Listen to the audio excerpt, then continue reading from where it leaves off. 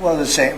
I view it very similar. It would be top levels of China. বিশ্ববাজারে চীনা পণ্যের উপর শুল্ক বৃদ্ধির কারণে কিছু চীনা প্রতিষ্ঠান নতুন কৌশল গ্রহণ করেছে। তারা চীনা পণ্যের উপর মেড ইন কোরিয়া ট্যাগ লাগিয়ে মার্কিন যুক্তরাষ্ট্র সহ অন্যান্য দেশগুলোর শুল্ক বাধা এড়ানোর চেষ্টা করছে। এই প্রবণতা চলতে থাকলে বিশ্ব বাণিজ্যে নৈতিকতা এবং শুল্ক নীতির উপর বড় ধরনের প্রভাব পড়তে পারে।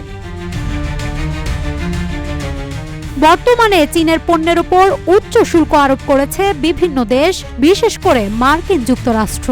এর ফলে চীনা পণ্যগুলো অন্যান্য দেশে রপ্তানি করতে অনেক বেশি খরচ হচ্ছে, যা ব্যবসায়িক দিক থেকে এক ধরনের প্রতিবন্ধকতা। চীনা পণ্য শুল্ক এড়াতে বেশ কিছু প্রতিষ্ঠান মেড ইন কোরিয়া ট্যাগ ব্যবহার করছে, যা মূলত চীনের উৎপাদন হলেও দক্ষিণ কোরিয়ার মাধ্যমে রপ্তানি করা হচ্ছে। ফলে এসব পণ্য শুল্ক কম পড়ছে এবং সেগুলোর মূল্য কমে যাচ্ছে।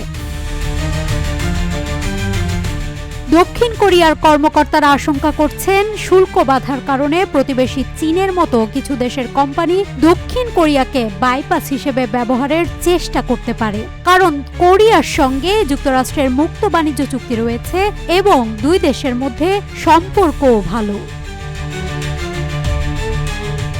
ট্রাম্প চলতি মাসে দক্ষিণ কোরিয়ার ওপর 25% রেসিপ্রোকাল ট্যারিফ আরোপ করলেও পরে তা 3 মাসের জন্য স্থগিত করেন। অন্যদিকে বর্তমানে চীনা পণ্যের ওপর যুক্তরাষ্ট্রের 145% পর্যন্ত শুল্ক আরোপ করেছে। ফলে বিশ্বের দুই বৃহত্তম অর্থনীতির মধ্যে বাণিজ্য প্রায় বন্ধ হয়ে গেছে। চলতি বছরের প্রথম প্রান্তিকে $2 কোটি বেশি মূল্যমানের পণ্যে উৎস দেশ সংক্রান্ত জালিয়াতি ধরা পড়েছে। এর মধ্যে 97% পণ্যই যুক্তরাষ্ট্রে পাঠানোর জন্য প্রস্তুত ছিল।